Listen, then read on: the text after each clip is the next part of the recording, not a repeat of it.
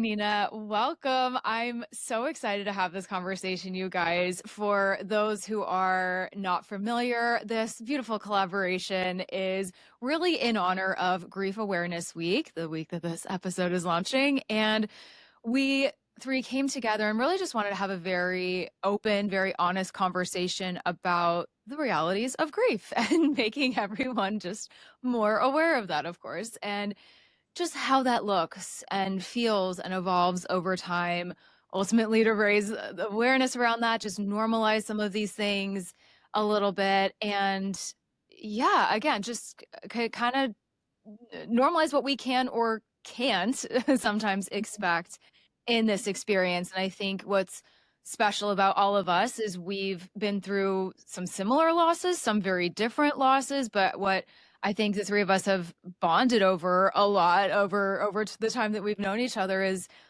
even if we have gone through different losses on paper, so to speak, or even if it's the same, even if we might experience it in our own different, unique ways, there are so many similarities that bond us. And that's the very twisted gift, I think, that grief and going through things like this can give us sometimes. But before we really dig in, I definitely want to give a quick shout out to our dear friend and the creator of the Get Griefy magazine and the Get Griefy collective, Kira Sanchez. This is a collective that the three of us are a part of, and it brings together a lot of people who do work in this grief space. So we all happen to be podcasters, but there's, some of us coach as well, and there's authors and all of these just incredible people. And that collective leads to collaborations such as this, so which I am so grateful for. And for those who are probably figuring now, for us three, we're all podcasters in this grief and loss space.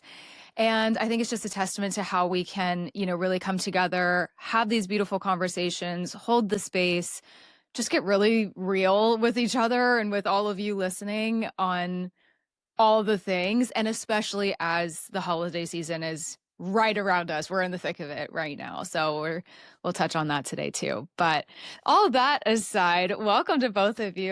Dare I say, I'm really excited to get into all the grief and death and loss and all the things. I think it's only griefy podcasters who can say we're so excited to talk about death and loss. And I can't wait to get into it. Right. Thank you so much. It's an absolute honor to be here with both of you and to share about our griefy, in the happiest, saddest time of the year is what I like to call it. It's like the happiest, saddest, because it's all the things. Thank you so much. Absolutely. Yeah, absolutely. It's like you both said that it's to be excited to talk about loss and grief and death and all the things can feel really weird, but at the same time, it's just part of who we are. And I think that's what makes our journey so beautiful as well. Yeah. So thank you so much for having me as well, Tara. I'm excited to be here.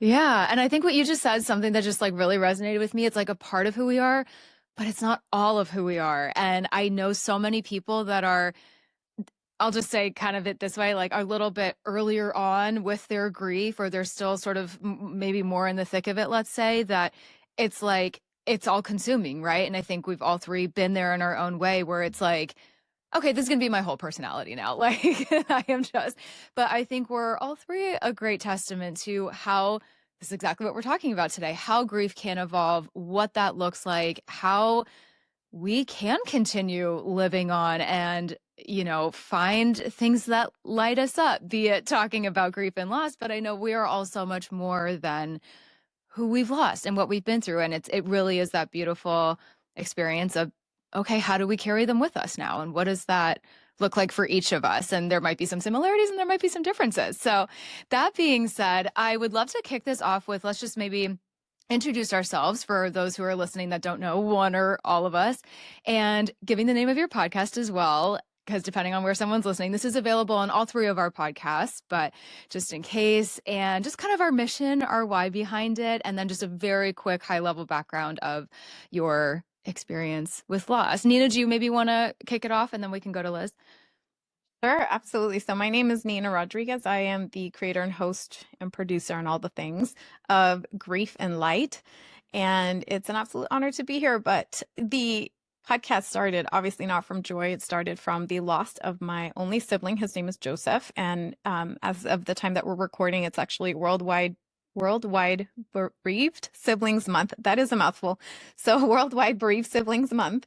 And, it's very present. And on top of that, it's the week of Thanksgiving, which used to be, I shared this on Liz's podcast too, that it used to be his favorite holiday. So it's when he would be the most present and the time that we would be like brother and sister at any age, like as kids, teenagers, then adults. It was like our little bonding time. So his absence is extra loud right now. It's incredibly loud.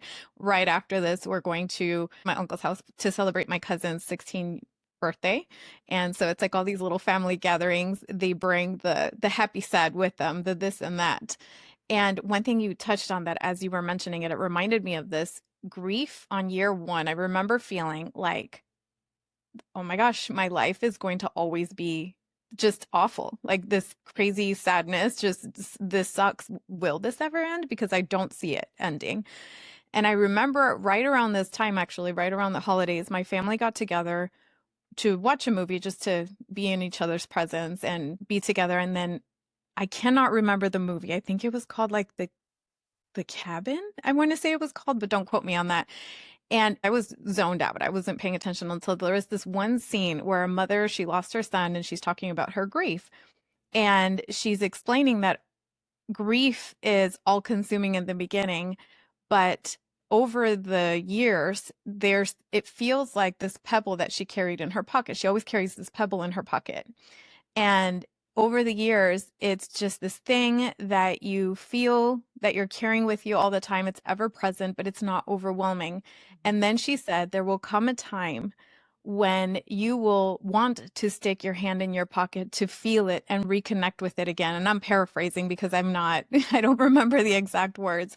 But I remember that was the first glimmer of hope that I felt in those early days when I couldn't tell right from left. And I felt like my family was crumbling. My parents were absolutely devastated. So witnessing their grief was incredibly intense. So that was like that first time that I ever said, okay, if they're making a movie about it, or like if it's a scene in a movie, then it must be true on some level. And that was the first time it gave me hope. So a little bit of a detour from the introduction, but I felt it was important to mention because when you were talking about those early days, it reminded me of that.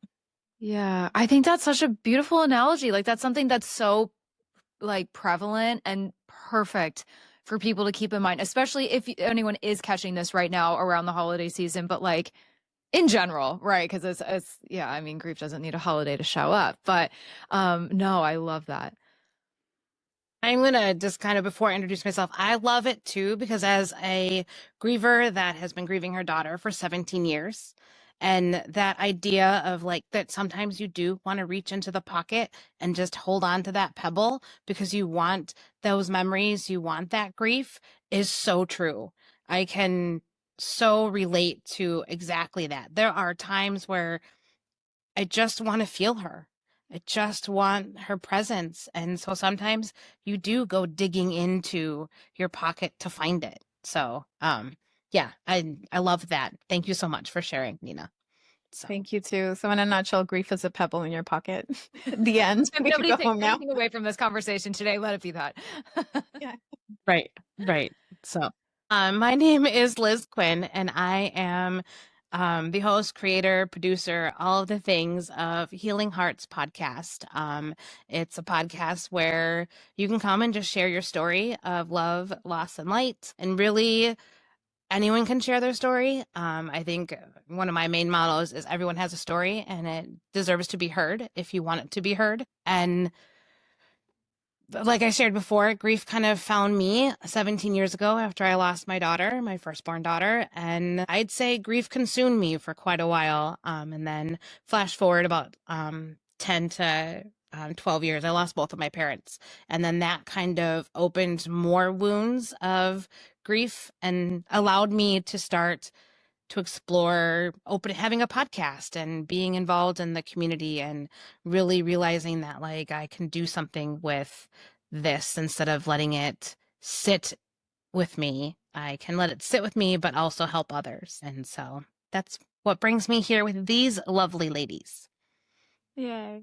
I love it. I love it. I love that we all, kind of have our own way of podcasting a little bit. I think all of us welcome guests, and I love that because like there's unfortunately there's like too many stories that need sharing. You know what I mean? There's always more space to be held with grief and with allowing people to share what they're comfortable with. And yeah, it's a gift, and it's very cathartic too. Like, I don't know, before I like dig into my stuff, I was just going to ask you guys, like, has speaking about it and having your podcast like helped you guys heal in your own way? Like, has it been very cathartic? 1,000%. Yeah. Yes, absolutely. And not just that, but every time somebody in our group, in our Get Griefy collective, said, "Hey, I'm saying the same story over and over again on all of your podcasts. Is that annoying?" And I said, "Absolutely not." First of all, the same story is not told the same each time, and each conversation brings out something new. Yeah. And the audiences may receive it differently. The styles may be different. You know, it's just, it's so cathartic, yes, and healing. And it's okay. It is our story. And the more it's shared, the more I believe I'm hesitating on using the word heal because I have, you know, some love-hate relationship with it. But yes, the more we process, integrate, and move forward. Yes. Yeah. I love the idea that we can have that Me Too moment.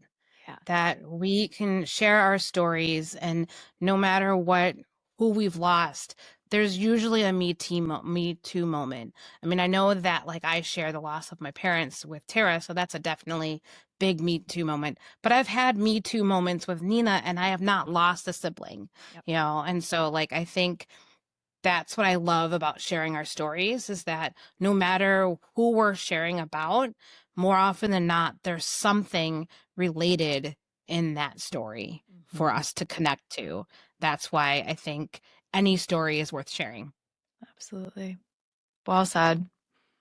And I've loved the way, Liz, that you witness your children, like the way that they embrace their sister Olivia as part of the family, even though they technically never met her in the physical. But I absolutely love that because it talks to that unseen bond of the sibling loss connection, even as children. And whenever I hear you talk about that, it heals something in me because it's like, oh, here's a mother's perspective on that witnessing, even in her young children. And that's just so beautiful. And it just feels like a point of connection as well. So yeah, tear. Thank you.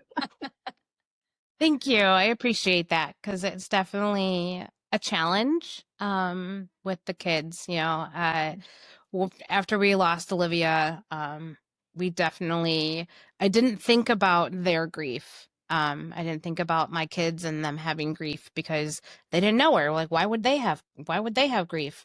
And I quickly learned, of course, they're going to have grief because we didn't shun her. We didn't hide her. You know, we didn't keep her in a box.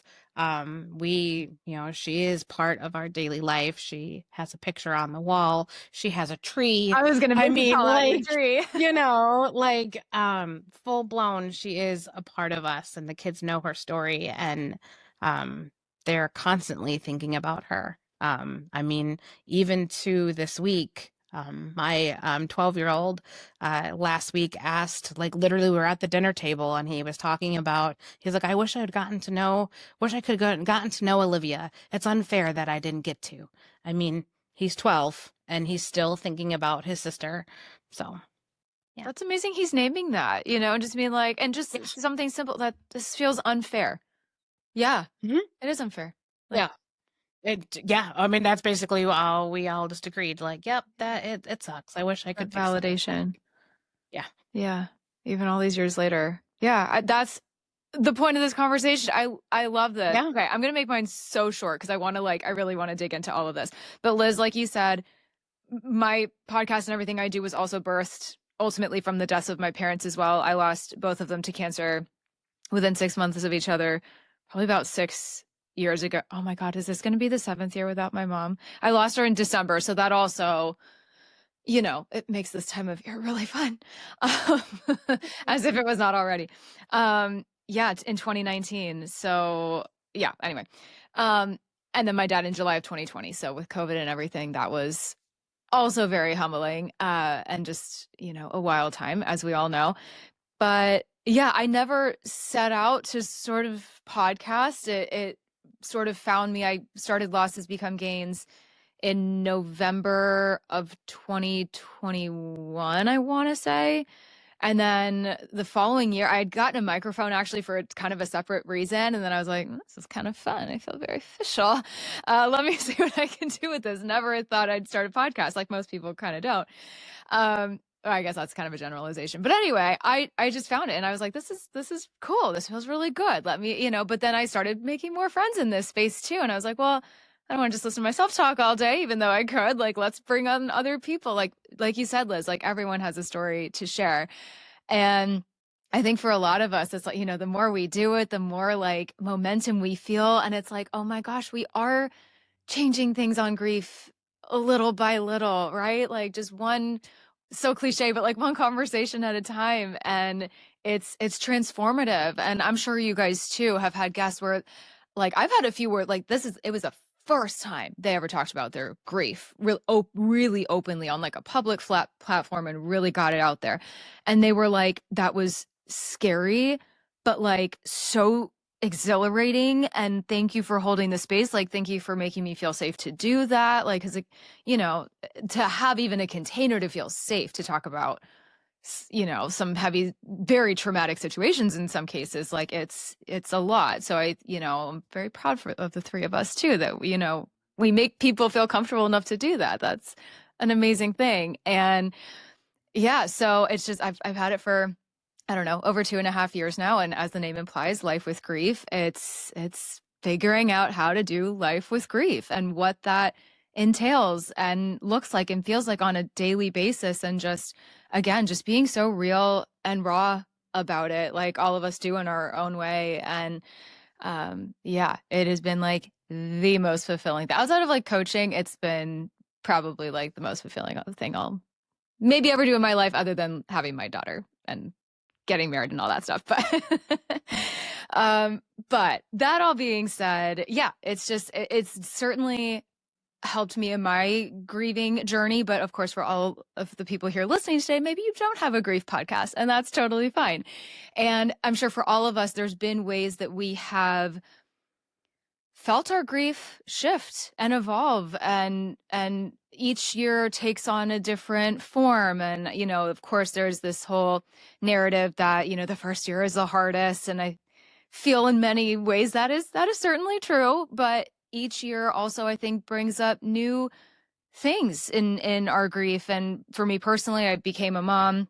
It'll be 2 years ago in January. And I didn't have my parents there for, my engagement, my wedding, meeting my daughter. Like, they missed all of that. And those were all things I always thought I would have my parents there for. And so it's, there was grief with all of those things, all the milestones. And then of course, all just like the small quiet moments where we just miss them and wish we could text them and all the things, hug them. But yeah, I think that has been the thing that has brought up the most for me, and especially around the holiday season. And I'm like, okay, how do I, find gratitude for my husband and his family and his parents, which are like, I'm very, very blessed to have that, but balance that duality of like, I could be so grateful for that, but feel so hurt and upset. And like, it's so unfair that I don't have my parents here to do my holiday traditions and all of that too. And how do I keep that going for her? And then what do my traditions look like now? And what's the same? What's different? And, it's all these things that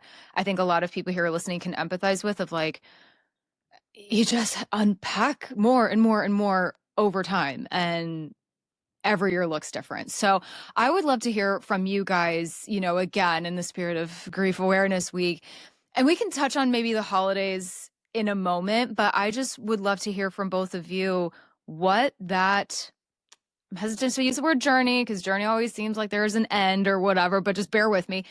In your grief experience thus far, can you just walk us through that? And like, what has perhaps surprised you the most, maybe positively or negatively, or what has impacted you the most over the years? And Liz, maybe we can start with you on this one. I know this is a big question too, by the way. Sorry, just throw like the most existential question at you ever, but however you want to answer. It's okay. No, not a problem. So yeah, I mean, grief has definitely, it evolves, it shifts, it changes. It does all of those magical things. So I'd say that losing Olivia, our daughter, definitely the hardest thing with all of that is milestones. You talked about those and like, you didn't have your parents at your wedding. Honestly, that first year is full of them. After you lose a child, it's just full of all of first this, first that, first this, and so, for sure, I can't say the first year was the hardest. I think it is the most numbing. I think that's probably the key word for me. That first year is always the most numbing and the most blurry. Like, I don't remember all of it because you're just kind of like, I know I remember after losing my parents, uh, I don't remember how I got from point A to point B, but somehow I did. I took care of the kids and they survived because they came home from school and all the things, but I don't remember all of that. Clearly, I also took pictures because I have pictures of things that I do not remember doing or whatever. So it's a big question because ultimately every day is different when it comes to grief as well. So like each year evolves, each day, each moment, there's that cliche saying of like, you take each time, you take it 1 minute, 1 moment by time. And it's very much true, because you just never know what's going to happen and things like that. I mean, and to think even grief in the aspect of not just of a loss of losing someone, but we just recently moved to Virginia, and this is our first holiday in this house. And so there's those traditions that you have to think about and stuff. I feel like grief, because it's one of those most universal things that we're ever going to go through, it's just always part of who we are. It's always part of our life. And it is just going to ebb and flow. It's going to do all of those things. So I guess that's just it, is that you just have to be ready and prepared for all of the different shapes that grief is going to bring into your life. Yeah, the secondary losses. And we could have a whole conversation on secondary losses alone, but I definitely think, as you were talking, that's what came up for me too, was like, yeah, and I guess that's what I was kind of thinking. Yeah, and like it stems from, it can stem from a death, right? A quote major loss, I guess, if you will. But I think that's the thing, and again, in the spirit of like grief awareness, that like I wish people were more aware of, more cognizant of, more grievers for sure, but like the supporting people in their life, like to be able to like have that empathy, to put ourselves in that person's shoes for 5 minutes and realize not only just how much someone is carrying. Again, this conversation is very much kind of around the death of a loved one, but like even taking that out of it, just how much that person is carrying and in how many ways this has affected someone's life. Speaking of moving, right? Like, what if somebody, I've heard this happen so many times. I'm sure you guys have had guests like this too, where it's like, okay, like let's say, a loved one or a spouse or something dies, right? And they can't afford to stay in the home that they were at because they don't have that second income now, or all these things we certainly didn't ask for the death, but like all these other things that has now affected our life that we are also devastated by. Each one of those things might be kind of devastating on their own, on top of all of this. And, and that can unravel for years, potentially after, for example, a death. So it's, again, I feel like we can never say that enough, but wish people would like get it, It's the point of this conversation, I guess, but yeah. It's that perpetual like echo and that ripple effect. I call it like the ripple effect of the loss. And you were asking earlier what was surprising about grief. For me, it was one, how physical it was. I had no idea. I was like, am I going to die? This feels like a heart attack. What is happening? I can't breathe. Like I'm dizzy. All these things that started happening. I gained a lot of weight and my face was swollen. My poor grandmother, she broke out in hives. My mother has vitiligo, the skin condition where you lose your pigmentation. And seemingly overnight, she like lost all her pigmentation. She was literally fading in front of my eyes. So it was just so much change at once. And we had no idea that this was all related to the loss of my brother, right? So that ripple effect. And like you said, Liz, I did a podcast on the first 5 years of grief because in my mind, after I started to kind of understand, like, okay, this thing isn't going to leave anytime soon. It's probably here to stay. So how do I navigate life with this weird roommate who just moved into my house and I don't know how to live with it? So year one is definitely shock and fog. Year two was the year of permanency where it's like, no, this not only happened, but like forever and ever and ever, amen. Like, what? Are you kidding me? And year three and four, I forgot what I called them, but it's just that acceptance. And one thing, and Tara, you just mentioned this, like grief is not just with the loss of a person. I'm fully accepting that my brother's not coming back. So it's not a denial. It's everything that went with him. And in the case of, well, any loss, who we are in relation to that person goes with them as well. And the smallest things can just feel like the biggest loss. For example, when we were kids, and I remember, Liz, I wish I told you this before because we talked about this on your podcast too, but I couldn't remember this in the moment. But there was something we wanted on TV. We're from the 1900s. We're like elder millennials here. So we saw something on like the Home Shopping Network or QVC or something when we were kids that we wanted. It's like a toy. And my parents weren't home. So we were like, oh my gosh, we need to remember this number. So we repeated the number. We made it into a jingle. And for the longest times, like, we were grown adults singing this jingle of like, remember that thing we wanted? We can't even remember what it was, but we still remember that phone number. And I always forgot the last two numbers, but he remembered the full thing. And I kid you not, when I lost him, I was like grieving the fact that he would never be there to remind me of this silly phone number. So a couple of months ago, my dad, he found this video where my brother is getting a drone for Christmas and he's being silly and goofy and we're all in the living room and I'm looking at it all nostalgic. And all of a sudden, I hear him say the number and I was so excited and I burst into tears because it was like, oh my gosh, it's still there. It's still there. And, it's a way of like him coming back to me. This was 6 years later. He died in 2019, September 2019. So we've had this video. We just didn't realize it. So these are those ripple effects of loss. And also, he was my only sibling. He didn't have children. He never married. I never got to be an auntie. It's all these things that will never be. I don't have kids. I will have to, in the natural order of things, bury my parents, face life milestones by myself. Like, looking into the future, towards the future, it just feels really lonely. And like I said, after this, I'm going to see family. I get to see my mom with her brothers. And my husband has like 6 siblings. So they're always texting and in the group chat and all the things. And he's laughing in the corner by himself. So it's like all these little ways that their absence is so loud, so loud. It's kind of like, I hate to say thrown in your face a little bit, but first of all, that phone number story, I freaking love that. I was like, I'm like on the edge of my seat. I was like, oh, I love stuff like that. And it's cried over a phone number. Girl, I can see why. Well, it's visceral. It like brings them back to life for like a second. Anytime I hear one of my parents' names or something, or I've almost wanted to do that thing where I like order a coffee in my mom's name or something like that. I need to do that. It might kind of like, I don't know, be upsetting, but like so cathartic in the same way. I don't know, but just things like that kind of like, yeah, they jolt you. Actually, I'm so glad you brought that up because that's like a great example. 6 years later, right? But it can be so, I don't even want to use the word triggering, but like you just never know. But it's just another testament to the fact that like there is no timeline on any of this, and you just their memory and our physical experiences with them, like it lasts a lifetime. It just does.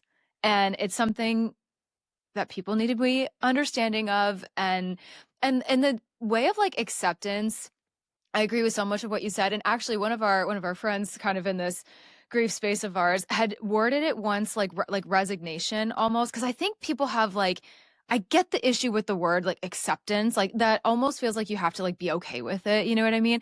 So he'd used the word resignation once. And I was like, okay, I get that, because I almost feel like with resignation, it's just like, I'm resigned to the fact that this is a fact. My parents are dead. My sweet 19-year-old dog, she is dead. I can't bring them back. That is a fact I cannot change. but I don't have to be happy about it. But like, okay, what is that process of being like resigned to my circumstances essentially look like? And what is that process? And it's hard to even kind of like name that process. Like Liz, I was empathizing a lot with like what you were saying in that first year, feeling very numb and just like, where am I? Who am I? What am I even doing here? Kind of thing. And I think there's a lot of people here listening that can, feel that too. I also very much went through that. And like re-identify like who we are, right? And like Nina, what you were saying too about just like, your identity as a sister, but then all of these other relationships that have changed. And one thing I definitely want to like name, and I feel like all of us can have experienced this and continue to experience this in our own way, is that I want to touch on today, seeing other people have what we no longer do. And we can be so like happy for them and grateful perhaps that we have, those people in our life, but still, again, that and that both thing that I know a lot of us talk about is like having that gratitude, but also being frankly kind of envious sometimes, or what and not like shaming ourselves for that, because I feel that with my husband. And speaking about the holidays, like, again, we go to his family. I see him have this relationship with his parents, and my daughter has with them. And I could easily I have a lot of clients ask me this, like, how do you not get stuck in the envy and in the like resentment over that? And I almost like don't even I want to hear from you guys on this too, but like what I always say is like, I don't know, even know that I have a great answer for that. It just, first of all, it's like exposure therapy. You just witness it enough. You have to deal with it enough that it's just like, okay, I get, it's just like kind of wears you down after a while. You just like, I don't know, kind of become okay with it. But the thing that I had to tell myself was like, it's not my husband's fault. Like this, I'm going to say this so bluntly. It's not my husband's fault. His parents aren't dead. Knock on wood, by the way. It's not fair. And it doesn't make sense that this happened to me, that this happened to my parents, that this happened to my family, that I feel like it just wasn't supposed to happen to us, like that kind of a feeling. But it did. And we can just sit in that. It's very uncomfortable, but it's like just being with that. And it's one of the most uncomfortable, painful things we sort of have to do. But in terms I was talking to a client this week, which is why this whole like envy, jealousy thing is sort of on my mind. But again, in terms of like being very painfully aware of the effect that grief can have on our lives, like that, speaking of ripples, can really ripple for a long time. That takes a while to, I hate to use the word get used to, but it's hard. It hurts. And even, again, years later, I felt that even when before my husband and I had my daughter, but like now, especially with her, I'm like re-navigating that in a way. I don't know if either of you can, relate to that or. I can jump in and just say, so when I was pregnant with Olivia, I was pregnant with a friend, and she was due 3 days she was due the same time I was, right around the same time in July of 2008. And I lost mine and she kept hers. And it was really hard. So hard that we're no longer friends, because one, she was not that, see me in my shoes type of friend, which is unfortunate. She was more like, 3 months later, aren't you over this yet? And, clearly I'm not. You got to keep yours. I didn't, but like that jealousy, that envy, that resentment, 100%. I think it 100% happens with all loss.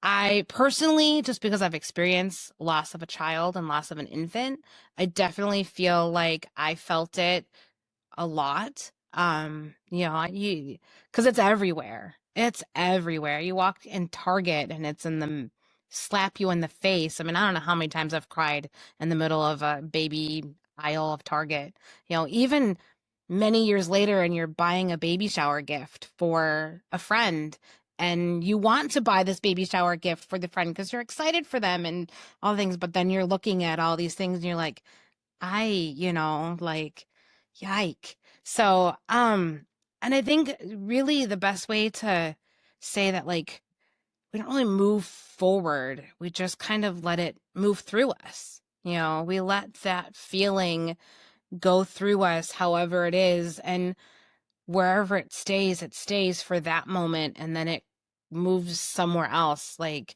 I think I love one of the quotes you had on my podcast, Nina, about, like, you've talked about how, like, grief is taking up this space and it's living with you or whatever, but you won't let it live in your bones, and I think that's exactly kind of where it is like, it lives with us, but we don't let it take up so much space that it consumes our bones and it just drags us down. It can live in our heart sometimes, and sometimes it can live in the foot, like it's literally all over our whole body, but it's not making us feel heavy all the time. We have moments where we feel heavy, but I lost my train of thought, which is very common. No, that's well very said. On brand for grief. Yes. No, and thank you for naming that. It was that's when I learned about broken heart syndrome. And I read this Harvard study on broken heart syndrome. And I was like, can you die from grief? And am I going to die? And is this going to kill my parents? And that was like where my mind just took off, wondering all the things that were going to happen or may happen. And there's Takotsubo cardiomyopathy, which is the broken heart syndrome. And mostly it affects women, and usually in the first year, all the things. So without getting into too much details, I just made a promise to myself, because I was like, I cannot put my parents through this again. I cannot be so affected that they lose a second child, right? So I promised myself, like you said, Liz, like, grief can go through me. It could live next to me. It could interact with me, but it will not live in my bones. I will refuse to have that. And it's been a promise kept, because that quote, like, grief is love with nowhere to go. I've also heard grief is love with everywhere to go. So I said, cool, let's give this grief places to go. And that started with social media, then became the podcast and the coaching and all the things. And a quick note on jealousy. Absolutely. Are you kidding me? You know how many times I hear, I hate my sister. I hate my brother. We don't get along. I haven't talked to them in 25 years. And I'm like, not making fun of that or even light of that, because there's grief in there. And also, I want to shake you and be like, then why wasn't it you? Like, I'm so angry. Then why did I lose mine? I love mine. And I loved spending time with him. And he was the funniest guy. And I miss his laughter. Like, why not yours? And I think we need to extend grace to ourselves and just speak honestly. It sucks. I get mad when even my husband, when his siblings call, he's like, I'll call her back later. I'm like, how dare you? Like, you better pick up that phone right now. I'm going to pick it up for you. Like, you don't do that. So it's just being honest about, like, yeah, it sucks. I am angry. I wish it would have been your person instead. Clearly, you don't care as much, which is not true, but that's how it feels. That's how it feels. So I'm not, nuance here. I'm not making light of all of these things. And also, it expands our capacity to hold space for these people. Like, part of the reason I got certified is because I went into one of the few grief groups that I found for adult sibling loss. And I would dare say, like, 85-90% of the conversation was, I hate my sibling. I'm so angry at them. I resent them. And they held this hostility, which is like the opposite of what I was feeling. So then I thought, am I wrong here? Like, am I the wrong one? And that's when I realized, like, cliches, everybody grieves differently, not everything's forever, and it's okay to have these nuanced relationships. Not everybody was close. That's okay. And so honoring all of it. So if you feel angry, cool. That's fair. I feel like that's an appropriate response to everything that's happened. And also, extending that grace to ourselves and each other. Yeah. So well said. I want to be able to have enough time to touch on the holiday season specifically. And I think so much of what we've already said today can, like, apply to a lot of different times of year. Again, not that grief discriminates during the holidays, but it can be louder during the holidays, right? And especially, like, Nina, what you were saying earlier I definitely feel that with my mom. Like, I know there's people listening here that have also lost a loved one in and around the holiday season. And even if they haven't, it just sucks. And it's extra hard. And especially, and I think like a lot of us have had like episodes around the holidays, and we're so inundated with this like happy, joyful, be merry, whatever. And sometimes we just want to be like, shut up. Like, just stop it. I don't want to be happy or joyful or merry or anything. But I think the point is we can let little bits of that in. I was literally on a phone with a client this morning, and they just lost their parents, Liz, you'll get like 6 weeks apart. Their mom like earlier this year, and then dad 6 weeks later. And it was recent. It was in like October that they just lost their dad. I'm like, hi, you're a newbie. Okay. So like, just take some of the pressure off, number one. But they're wondering like, what do I even do this holiday season? And it's so interesting because they're actually sisters, and I meet with them separately. And like one was mentioning that, like one kind of clings maybe a little bit more to the traditions versus one that's kind of like, I just want to blow it all up. And I'm like, girl, I feel that. I feel the other one. Like I feel both ends of the spectrum on this. And so I was so grateful for that. But one, I think that's such a perfect example of people grieving differently, even though you've lost the same people. Like look at how people handle it differently, right? But also, where do we even start with the holidays? And so what I would love to hear from both of you, and I'll let either of you answer this first and kind of really however you want to, but I was curious, what has been maybe some of the most difficult parts of your holiday season for you, and just how that has evolved over time? And if it makes sense in this question to mention something that has helped you, or like, sticking to a certain tradition, or just completely releasing it and finding your own, like what has been, again, using this term very loosely, what has been healing and helpful for you this time of year? I can jump in to start. So obviously one of the biggest things that has been very quote unquote healing for my family and myself is our Olivia tree, as you can see behind us. After we lost our daughter, that first holiday, I pretty much was telling my whole family I'm boycotting it. I wanted nothing to do with it. And I've told this story so many times, so I'll try to keep it brief. But my mom was this person who, not pushy, but sometimes moms do know best. They just have this inkling. And so she decided to give me a 6-foot tree and a bunch of lights and all the things, and said, just in case you need it. And lo and behold, that is how our Olivia tree was formed. It was a rainy afternoon, and it was lonely and dark in my little apartment, and decided to go and get that tree and set it up, and Olivia's tree was born. And we have been putting it up ever since for the last 17 years.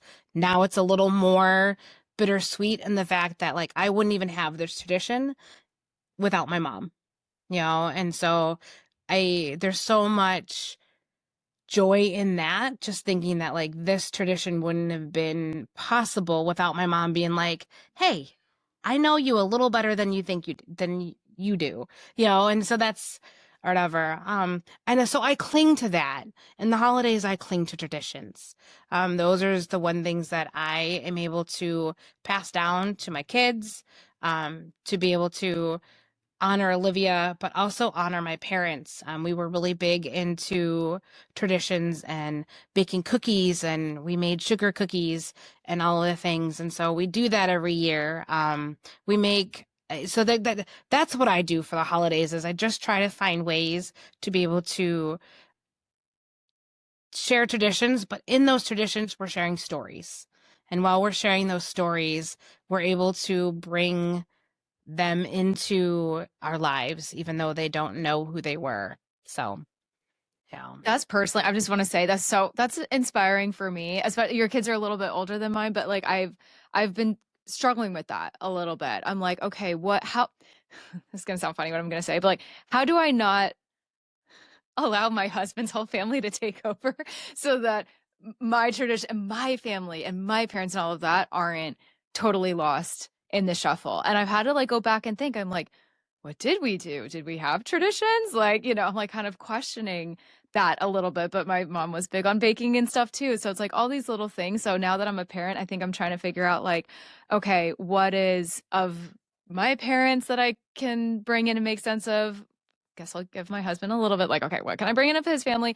And then like, what's ours? And how can I make that special and feel good? And knowing that it can and will evolve. And I'm like, if something doesn't feel good, I think that's like my one message too for grievers, like in the holiday season, what can and will feel good in one year might feel so off. And so I know I'm sure one of you would have ended up saying that, like, it feels the next. And that can feel so confusing and so like exhausting because you're like, oh, can I just get like one break here? But like, it's just something, if anything, I hope that just helps take some of the pressure off because it's like, no, you don't have to figure it out. That's the beauty of it. Like, yeah, you can ignore it a little bit if you want to, but if it helps you to bring the traditions in, great. If that feels good. But if the next year that's bringing something up and it's feeling more painful, like release what feels good to release, and God willing, there's next year, right? So yeah, it's all about just like what.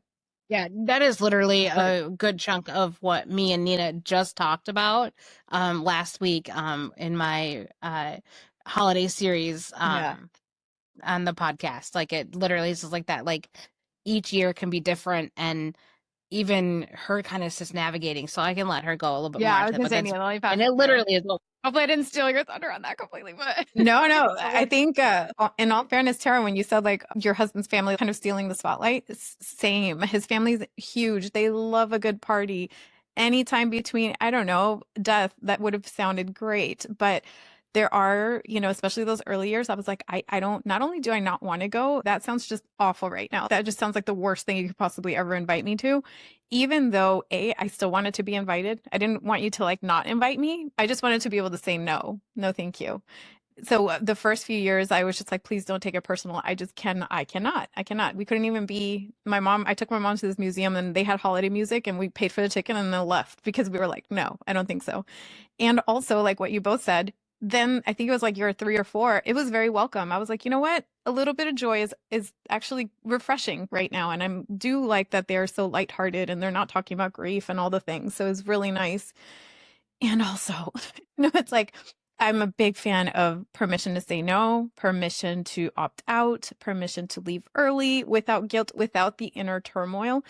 Very quickly, I found this holiday bill of rights on the interwebs, and it's a list. I'm not going to read them all, but it's like, you have the right to make your own decisions, to do something totally different, to get out of town or stay home, to be kind to yourself, to get on the roller coaster of emotions, to cry in public, and on and on. And it's like, it's such a refreshing reminder that all of it is okay. And I think what is really difficult is when, with usually the best of intentions, families and friends are like, hey, let's get your mind off of this. Let's take you out of your funk. Like, let's have a little bit of joy. And I know they mean well, but man, that is oftentimes the opposite of what we need in that moment, whether it's close family, friends, etc. So learning to say no without that inner guilt, I think, is huge, huge, huge.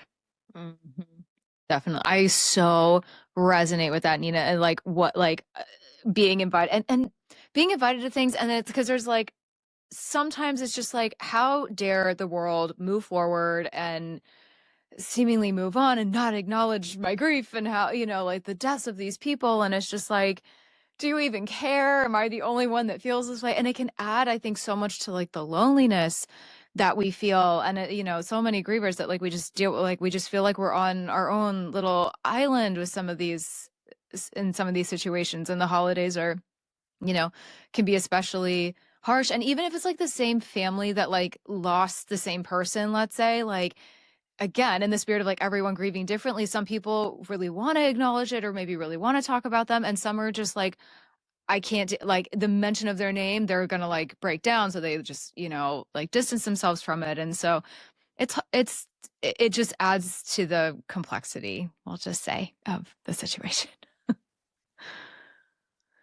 All right. So as we start to wrap up, I would love to just get from both of you, and you can answer this if you want to focus more on the holidays, great. If just more in general, perfect.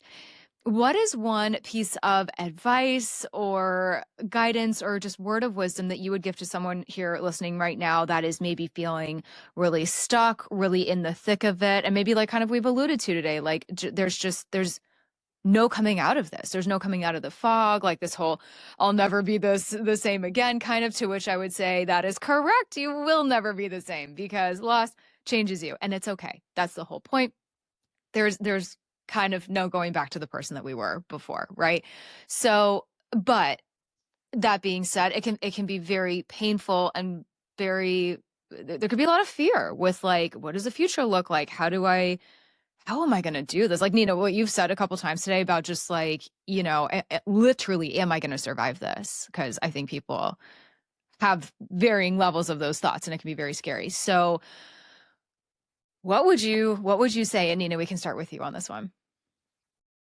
Sure. Well, in talking about the future, one of my favorite quotes is, "The future is not what it used to be." And that has been attributed to a lot of different people, so I don't know who the source is, but it's literally on my Instagram profile and my social media platform, because it's exactly what I experience. When I look ahead, if you want to get technical, none of us know what the future is going to look like. We don't have that much agency. We can plan for it, and then life does whatever it does. But there's something about loss that, at least before loss, there was some sort of way to predict the future. Like, you assume your kids are going to grow up. You assume you're going to have holidays in your parents or in-laws or whatever. You assume you're going to be able to, or at least you hope you will. There's some sense of predictability. So when that is removed and you look at the future, and not only is that no longer an option, but it almost looks bleak. And in my case, I was telling Liz, there's something about children that does, side note, one of the things that somebody told me like 3 days after my brother died, they were like, what you have to do, right? And I was like, what? And then they're like, you have to have kids so your parents are happy again. And I was like, oh, goodbye. Bye. So lovely knowing you. For months.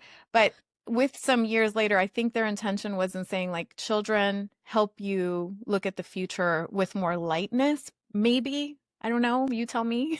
But there's something about having children that, like, the holidays are a little bit lighter. You have something to look forward to. So when you don't, and I'm the oldest, and I just see my family getting older, and everybody's just getting older and older and older. And while getting older is a blessing, it also, if I'm very honest, it looks a little bleak for me with the grief being so present. So it's like, how do you look at the future and decide which direction you hope it could go in? What type of agency do you have in even making it any kind of light or hopeful or whatever? And so in my case, I have found that community has been everything. Talking about grief, connecting with you, being able to share honestly and say these things out loud, so I'm not in my room thinking them by myself.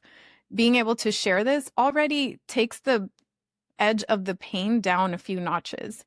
And at the end of the day, we can make meaning in so many different ways, and life doesn't have to look any particular way for you to feel that joy. And knowing how to find joy in unexpected ways, and with that resignation that things are not what they used to be, the future is not what they used to be. And especially if you're in your early grief, I'll finish with this, is that you take that timeline horizon and you bring it as short as possible. You shorten your timeline horizon. You are not the person that needs to make decisions a year from now. You're not the person that needs to make decisions 6 months from now, not even next month, not even a week from now. So right now, you're the person that needs to decide, do you want to go eat something right now? Do you want to go to this event tonight? How long do you want to stay? Like, just shorten the timeline horizon and allow everything else to unfold as it needs to. Could not agree more. I literally said the same thing to a client in slightly different words this morning.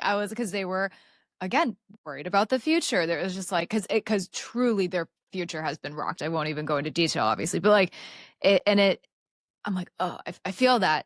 However, again, take the pressure off of yourself. Think about what is in the present moment, right here, right now, in front of you. What is in your control? Because grief and loss really does nothing if not feel like it strips our control from us, right? Like, especially, when anyone dies, but like dies suddenly, and it's just like, oh my God, I'm losing control left and right. What is in my agency now? in this moment, or just anymore in general. And it can feel very scary to plan for the future, because especially if there's that feeling of like waiting for the other shoe to drop. And I think that's one of the places people can get very stuck, because they're just like, well, this happened and this happened. Of course, something else is going to happen. I just don't know when and where and how and why. Right. But what I kind of gently told them too was like, none of that's happened yet. Like, and you could say this to anybody, right? Where you're worrying about things that haven't happened yet. So, and you can't just say that and be like, oh, okay, great, so I won't worry about it. Like, I get it, right? It's not that easy. But I guess maybe more of as a friendly reminder, like you said it, you know, like you can't control the future in a lot of ways. You can only control what we can control in any given moment, and you know, and just do the best with what you are, you know, kind of equipped for in any given moment. And in some moments we feel more equipped than others. So giving ourselves a lot of grace in the process. Liz, what about you? I was going to say something very similar, just because it's one decision at a time. You know, it really is decision to get out of bed, decision to brush your teeth, the decision to, are you going to go for the run or are you going to sit on the couch? Like, and both are okay. One day you'll sit on the couch and the next day you'll go for the run. And those are all okay. I think something else I'm going to bring up too, because I just didn't do much of it, especially after losing my daughter, is that it's okay to set the boundaries. I know we briefly talked about it, like what you talked about the holiday Bill of Rights and stuff like that, but it's okay to set those boundaries and to set them early. You don't have to set them a year from now. You know, you can set them day one. You know, you can say, I'm not going to so-and-so's party because someone there is pregnant, or someone there is this, because that's okay. You know, if you know that's a trigger, if you know that's something that is not going to bring you joy or make you feel okay, then it's okay to say no. No is a full sentence. You know, I think that's really important. And I think another thing that I think we don't think about is that it's also okay to have a script in your head to go when you go to these events. Like, if you're at an event and someone asks you a question, it's okay to think about what those questions are going to be and have a script for you to say, instead of being like caught off guard, because we can be caught off guard. I mean, the first time I was ever asked, how many children do you have, after I lost Olivia, I said none, because I technically, in a sense, felt like I didn't have any because she was not physically here, you know. And now, 17 years later, when I'm asked that question, I gauge who I'm with and how much I want to give. I will almost always say 4, but it just kind of like, do I go into more detail? Do I talk about I have one in heaven, or I have, you know, whatever? And that's okay to have those, like, think about what you're going to talk about beforehand. And that goes not just holiday parties, that just goes in general. Like, you're allowed to have ideas of what you're going to say ahead of time. So.